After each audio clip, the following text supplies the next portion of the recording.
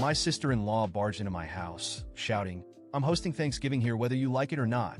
When I refused, she invited guests anyway, but her reaction to my surprise vacation plans left her speechless. First, some background. My wife, Mariana, and I live in a quiet suburban neighborhood just outside Chicago. Our house is comfortable, with plenty of space, but nothing extravagant. Bianca, my sister-in-law, seems to think otherwise. She has been a constant thorn in our side ever since I met Mariana. Bianca is the kind of person who doesn't ask for things. She declares them. If you don't agree, she bulldozes right over you, as if your opinion doesn't matter. Mariana has always struggled to stand up to her, so most of the time, I'm the one who ends up putting my foot down. But this time, Bianca really outdid herself. Mariana and I had already decided that this year, we weren't hosting Thanksgiving. For the past 2 years, we had opened our home to the entire family, both hers and mine.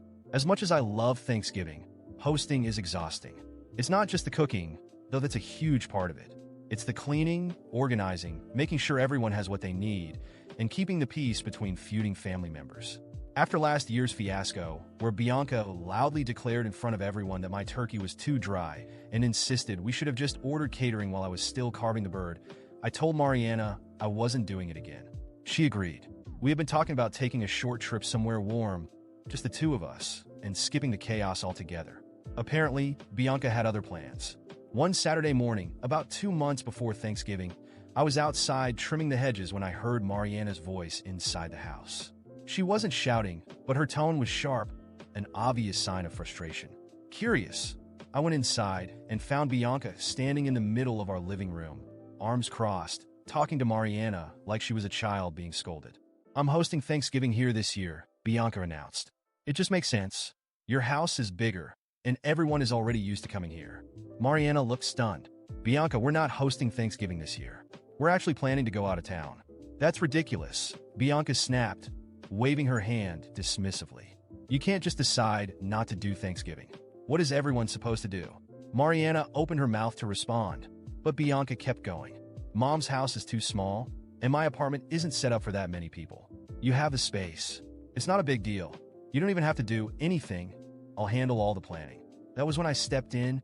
"Bianca," I said firmly, "we're not hosting Thanksgiving. Period. We've already decided." She turned to me, narrowing her eyes. "Why are you being so selfish? Thanksgiving is about family. You're just gonna leave everyone high and dry?" "I'm not being selfish," I replied. "We've hosted for the last 2 years. It's someone else's turn." "Well, you should have told everyone sooner," she snapped. "Now it's too late. I've already started planning." I stared at her. "Planning for what? We didn't agree to this." She threw her hands in the air. "You're being impossible. I'll figure it out." And with that, she stormed out. I thought that was the end of it. Bianca would sulk for a while and then move on. I couldn't have been more wrong. A few days later, Mariana's mom texted her. "Looking forward to Thanksgiving at your house. Bianca said you're hosting again this year." Mariana read the text out loud, and I just laughed. She's joking, right? Mariana immediately called Bianca. "Why is Mom saying we're hosting Thanksgiving?" Mariana asked. "Oh, I went ahead and told everyone," Bianca said, as if she had done us a favor. "I knew you'd come around.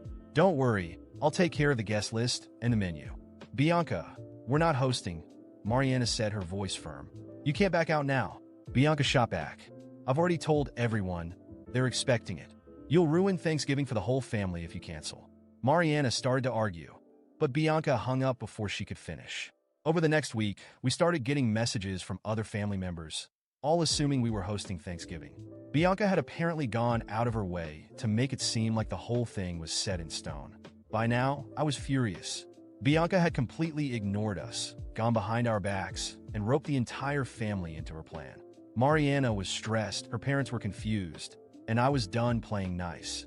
"I'm not letting her get away with this," I told Mariana. "What are we supposed to do?" she asked. "I have an idea," I said. Mariana looked at me skeptically. "What are you planning?" "Just trust me." I spent the next few weeks quietly putting my plan into motion. Bianca continued to organize her version of Thanksgiving at our house, sending out group messages about the menu and assigning dishes for people to bring. Mariana and I stayed quiet, neither confirming nor denying anything. Meanwhile, I booked us a 5-night stay at a beachfront resort in Florida, starting the Tuesday before Thanksgiving. I also made sure to lock down our house, double-checking all the windows, setting the alarm system, and even asking a neighbor to keep an eye on the place while we were gone. On the Monday before Thanksgiving, Mariana's mom called to confirm what time she should arrive. "We're leaving town tomorrow," Mariana told her. But Bianca said, "I know what Bianca said," Mariana interrupted. "We told her weeks ago we're not hosting." She just didn't listen. Mariana's mom wasn't thrilled, but she understood. Tuesday morning, we packed our bags, locked up the house, and left for the airport. By Wednesday evening, my phone started blowing up. First, it was Bianca. "Where are you? The house is locked. People are coming tomorrow." Then, Mariana's mom. "Bianca's freaking out.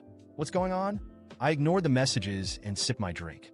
By Thanksgiving morning, Bianca had gone into full meltdown mode. But for me and Mariana, the day started perfectly. We woke up to the sound of waves crashing against the shore, enjoyed breakfast on a sunny terrace overlooking the ocean, and made a pact not to check our phones until lunchtime. We were having the best Thanksgiving of our lives. The sun was shining over the golden sand. The ocean waves crashed gently against the shore, and the warm Florida breeze brought a refreshing relief as Mariana and I lounged under a thatched cabana, sipping ice-cold cocktails. After years of hosting chaotic family gatherings and dealing with the stress of ungrateful relatives, we were finally doing something just for ourselves. We were far from the drama, far from suffocating expectations, and, most importantly, far from Bianca. At least, that's what we thought. After a hearty breakfast at the hotel, we decided to spend the entire day at the beach. We took a kayak out and explored the crystal-clear waters, then lounged under the sun until we got sleepy. Later, while enjoying drinks at the beachfront bar, my phone buzzed in my pocket. I ignored it. Today was about relaxing, not worrying about whatever nonsense awaited us back home. But then it buzzed again. And again. I sighed, pulled out my phone, and saw a flood of messages from our neighbor, Samuel. "Hey, is everything okay? Your house is a mess. There's a ton of people inside, and the noise is insane." My stomach dropped. Mariana noticed my expression. "What is it?" "Samuel says there are people in our house." Her eyes widened. "What do you mean?" I opened more messages. "I think someone broke in. There's loud music, shouting, people coming and going." I even knocked on the door to ask, but some guy I don't know told me everything was fine and shut the door on me. I looked at Mariana. "Bianca." She clutched her forehead. "No way. How would she even get in?" I was sure we had locked everything. The alarm was activated. There was no way Bianca could just walk in. Unless... I called Samuel. He picked up immediately. "Man, your house is a disaster. I was about to call the cops, but I wanted to check with you first. Did you see how they got in?" "Not sure, but it looks like someone has a key." My blood boiled. Bianca had an old copy of our key from years ago, but we had changed the locks after a renovation, which meant she must have gotten in another way. "Samuel, can you check who's inside? Don't put yourself in danger. Just try to see if Bianca is there." "Got it. Be right back." I stared at my phone, fuming. Mariana anxiously stirred her straw in her drink, waiting. Minutes later, Samuel sent me a picture. It was our living room, or what was left of it. People were sprawled on the couches, dirty plates stacked on the coffee table, beer bottles littering the floor. And right in the middle, holding a drink and laughing loudly, was Bianca. Mariana snatched the phone from my hand. "I can't believe this." She broke into our house and threw a party. I felt my rage hit a level I didn't even know I had. I immediately called Bianca. She answered after a few rings. "Oh, so now you call?" she said, already sounding annoyed. "Are you in my house?" "Ugh, stop being so dramatic. You didn't want to host Thanksgiving, so I fixed the problem." "Fix the problem? You broke into my house, Bianca. How the hell did you get in?" "Oh, relax. Mom had an old key, remember? And I just had the lock changed again. It was easy, just called a locksmith." My heart nearly exploded. "You changed the lock on my house. I told you it's not a big deal. You abandoned everyone on Thanksgiving. What was I supposed to do? Let the family have no dinner? IT wasn't your problem." "Oh, whatever. Everyone's having fun. You should be thanking me." I was shaking with fury. "Get out. Now. Relax. We already cleaned up most of the mess. We'll leave by the end of the night. You won't be there another minute." She laughed. "Fine, come and kick me out then." And she hung up. I was about to explode. "We're going home," I said to Mariana.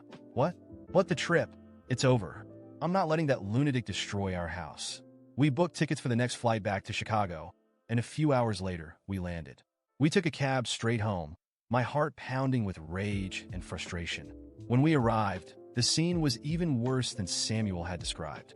The street was packed with cars, beer cans were scattered all over our lawn, and the music was still blaring.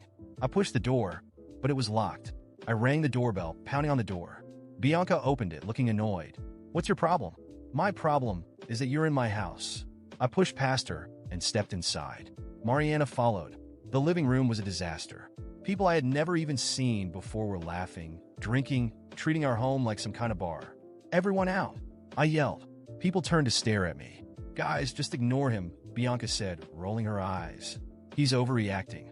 Mariana glared at her sister with pure hatred. "You're unbelievable."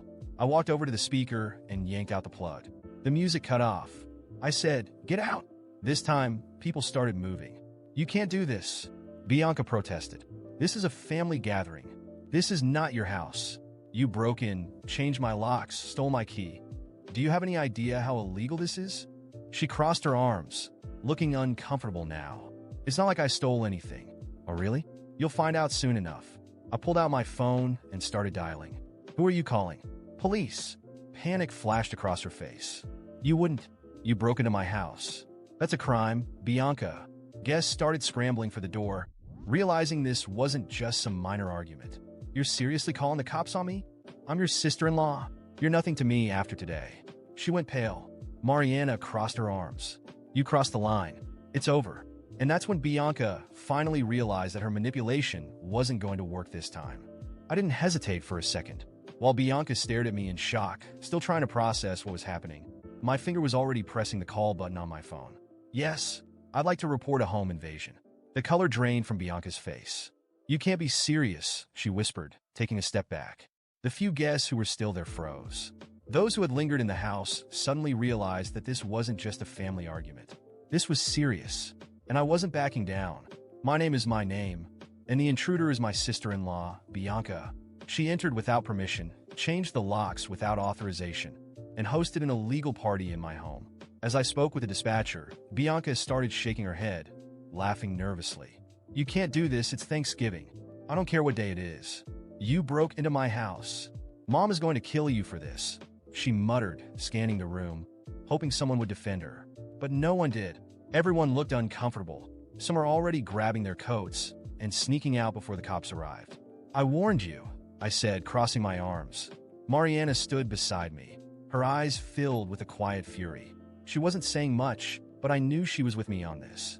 When the sirens echoed down the street, Bianca finally realized she was in real trouble. "You can't do this. I'm family. You stopped being family the moment you decided to break into my house." She turned to Mariana, desperate. "Are you really going to let him do this?" Mariana took a deep breath. "You left us no choice." When the officers walked in, Bianca immediately started playing the victim. She put on a whole act about how this was just a misunderstanding and a family issue, not a crime. But the police weren't buying it. "Is the house under your name, sir?" one officer asked me. "Yes." "Does Miss Bianca have permission to be here?" "No." The officers turned to Bianca. "Ma'am, we're going to need you to come with us." That's when she lost it. "This is insane. They're the selfish ones. They abandoned everyone on Thanksgiving." The officers ignored her shouting and escorted her outside. Before getting into the police car, she shot me one last furious look. "Mom and Dad are never going to forgive you for this. Good luck explaining to them why you spent Thanksgiving in jail." Silence fell over the house. Once the police car pulled away, I let out a deep breath. The house was still a disaster. Empty bottles everywhere, dishes piled up in the sink, trash scattered across the floor. But for the first time in years, I felt like I had finally broken free from Bianca's manipulation. The next morning, as expected, the phone call started. The first was from Mariana's mom. "You had your own sister-in-law arrested?" "No, the police arrested her for breaking into my house." This was too far.